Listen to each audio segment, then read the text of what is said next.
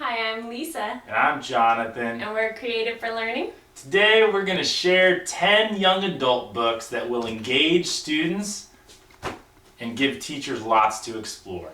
We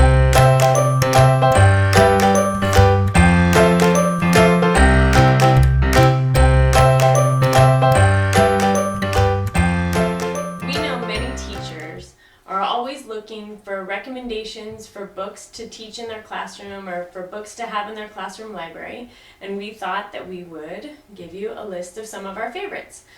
First, before we start though, we need to define what young adult literature is. So, Jonathan, you designed your own college course for your master's program specifically to define young adult literature. So what definition did you come up with? Yeah, I was writing young adult novels at the time. I've written 4, they're unpublished, and so my thesis was going to be a young adult novel, and so I needed some units, and there was a course that we had at our college where we could define our own class, and I thought, what a great opportunity for me to do. So yeah, it was a really fun class. I got to study lots of young adult novels and read tons of scholarly discussion on the topic. What have other people said about young adult literature? Bildungsroman is another word for it. And so here's my definition. It's just one definition out there, but I like it for what I understand young adult literature to be. So here we go. My definition. The label young adult refers to a story that tackles the difficult and oftentimes adult issues that arise during an adolescent's journey toward identity, a journey told through a distinctly teen voice that holds the same potential for literary value as its grown-up peers. So it has to tackle difficult topics and be told through a teen voice. So those are important distinctions. Yeah. And you see... They often get in trouble for tackling those difficult issues too. Yeah. Because they're for teens, but teens are going through them, and so yeah, that's what those stories do. Because as parents, we have that urge to protect our children from Yeah. them. So there's a distinction between children's literature and young adult. Yeah, I mean, there's a blurred line in there for sure, but I definitely see that children's literature is different than young adult literature. There aren't any firm, hard age lines, but there's definitely a difference. I think 13 years old is a great starting point. 13 to 18 is a good starting range of the characters in this story. Mm-hmm. Okay, so let's get started. We've got 10 young adult recommendations for you today. Some are older, lesser discovered works, and then some are newer ones. Because these stories are all tackling real teenage issues, there are bound to be some scenes or topics in them that some people will find objectionable.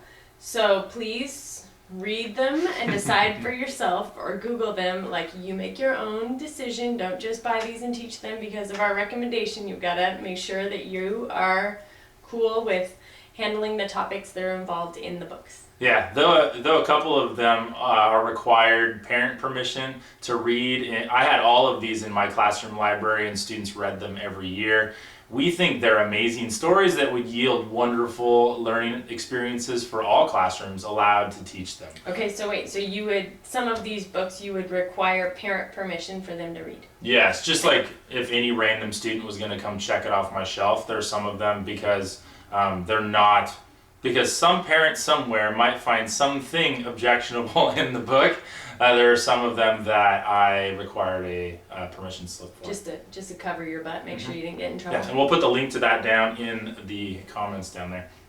So, we've got top 10 for you today. Before we get into the top 10, we actually have 4 really honorable mention ones. Maybe this is a top 14, I don't know. But here we go, the honorable mentions. UGLIES. In the world of UGLIES,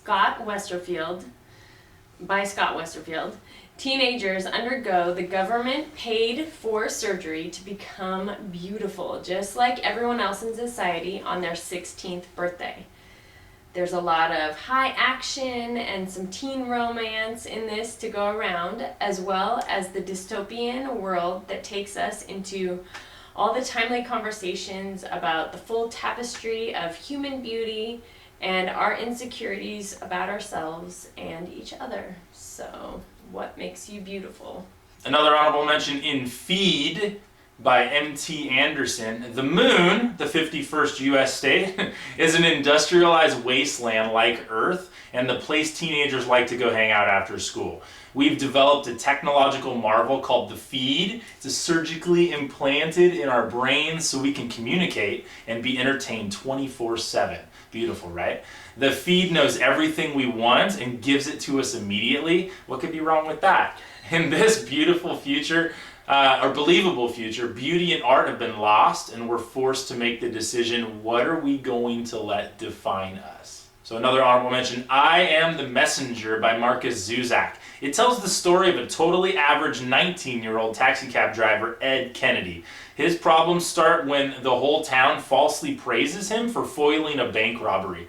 Then, the first mysterious playing cards, like the ace of spades, those ones, start appearing in his mailbox. Each card has a message for him to deliver, or else.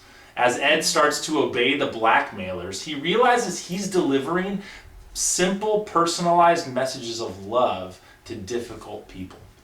And then another Marcus Zuzak book, because I think he's kind of one of your favorite authors, is The Book Thief.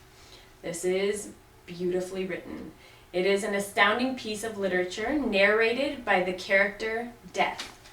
What does Death think about our wars, our famines, our day-to-day lives? We may not often think about such things, but he does. It's his job to see the world as it is, infinite in color and fear, especially in Nazi Germany. So when Death gets fascinated by a young German foster girl, Liesel Meminger, is that how you say it? It's pretty good. Liesel Meminger. We do too. This story pays tribute to the simple power of words, to their ability to change our minds, destroy our lives, move our souls, recount our memories, and yes, heal our world. And I will say that Jonathan has said that this is one of the most beautifully written books ever, right? By most authors that I've heard say something like this, they say this is the one book they wish they'd written. It's a pretty beautiful book. So here we go for our top 10. Top 10 young adult novels that you should teach. Here we go. Number 10. In Drums, Girls, and Dangerous Pie by Jordan Sonnenblick. 13-year-old Stephen Alper plays drums in an all-city jazz band and crushes on the hottest girl in school. But when his little annoying brother gets very sick, Stephen's world crashes into struggles with grief and illness and fighting parents and making sense of pain amid his love of girls and music. Number 9. In Speak by Lori Halls Anderson, Melinda called the cops and ruined the end of summer party. Now everyone hates her, and she's not talking to any of them. Instead, she's turning to art to wrestle through the secrets about what really happened that night. She'll have to dig deep into her psyche with her art teacher to finally get the courage to speak again. Riddled with symbolism of rebirth and life, the novel offers hope in the middle of the darkest times. Number 8, If I Stay by Gail Foreman is a haunting love story between two talented teen musicians, one a rocker and one a celloist.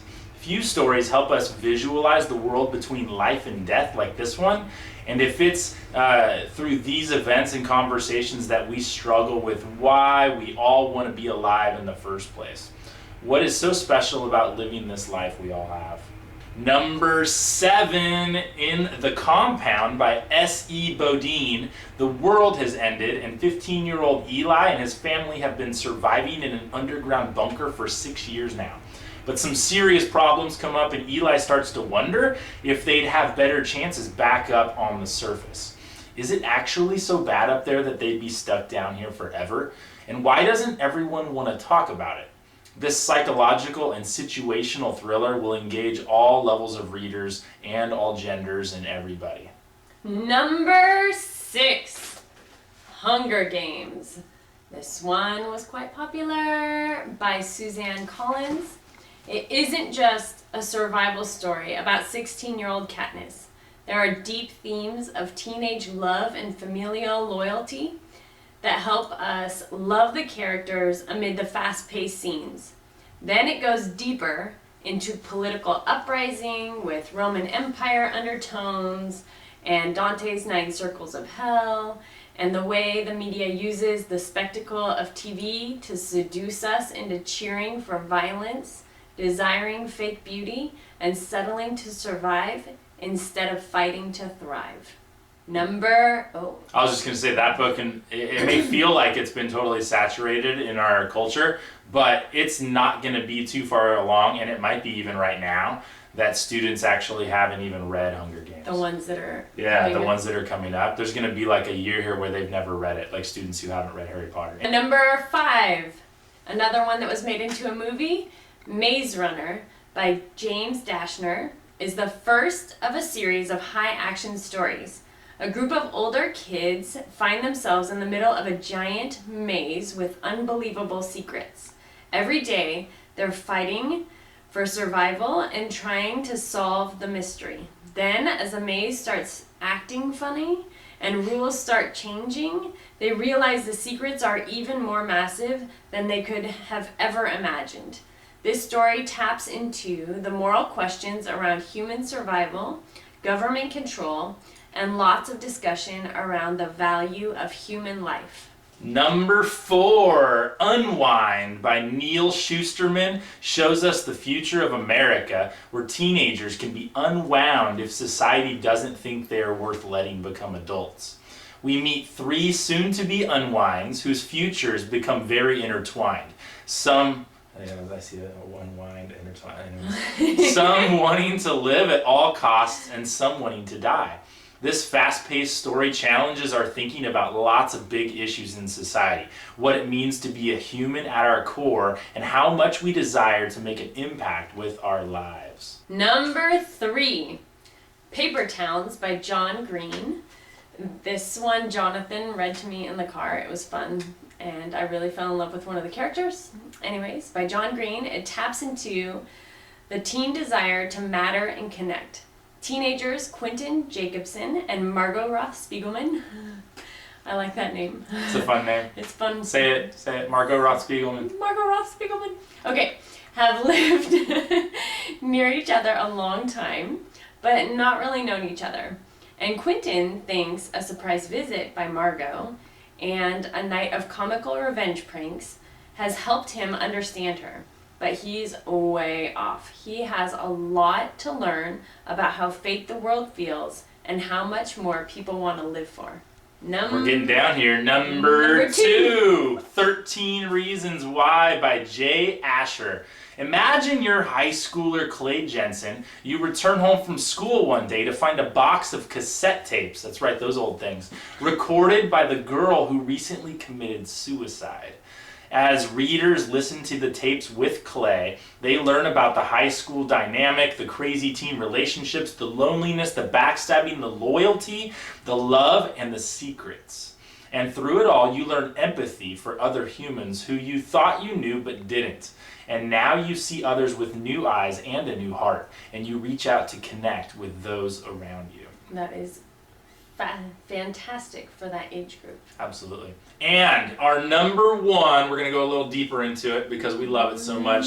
Number 1, one person may read John Green's YA novel, Looking for Alaska, and see more than enough questionable behaviors to necessitate the public banning of a book. Yes, a few schools out there have actually tried that, and I had to require a book permission slip for this one. Another might look past these things and see a tight-knit group of teens exploring the great perhaps and trying to decide what will happen in this life and what will we do when it hurts and what happens after this life. Is it nothing, poof, or is there more?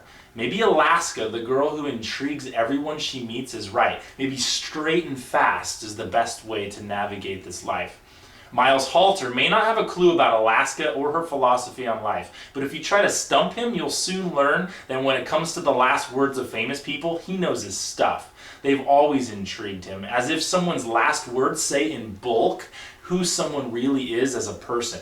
When Miles leaves for boarding school, he doesn't expect to experience much of the great perhaps, but he's glad he does, even if it changes his life forever. His life collision with the Colonel, Lara, Takumi, and especially Alaska fills his life with something he's never had, both friends and experiences he'll never forget. But it's the questions that rise from the old man's religion class that open up their lives and take this book to a deeper level than most young adult books I've ever read. How will we ever get out of this labyrinth of suffering? Like questions that even in the wake of events today are big questions. So how will we ever get out of this labyrinth of suffering? How do you fit the uncontestable fact of suffering into your understanding of the world? How do you hope to navigate through this life in spite of it? What is your cause for hope? Big questions, certainly. Questions that thinking adults sometimes stop to ask themselves, and now perhaps so do young adults. I think they always do. Who? Young adults? Yeah. More than grown-ups? Maybe. I think sometimes, right? We get so caught up in the... Maybe, but a lot of times adults are afraid to talk about those things with kids. And teenagers, they're talking about them, and they love books like this that get them into those questions. And teachers who will walk them into those questions and talk about them. And parents that are willing to read it along with them. Absolutely. So there's our top 10, actually really with the 4 mentions, right? 14 books in your hands that we think are really great stories and would do lots of good conversations. We've got a few of them in our store if you need resources for them, but however you teach them, we hope you enjoy those stories. Not the actual books, you mean novel units. Novel units, teaching resources for them. To go along with them. To save you time. So, conversation of the day. What young adult book, not children's book, do you think belongs on the list or honorable mention, and why? There you go. Or if you teach some of these, share your stories. That'd be great too. Thanks for being awesome.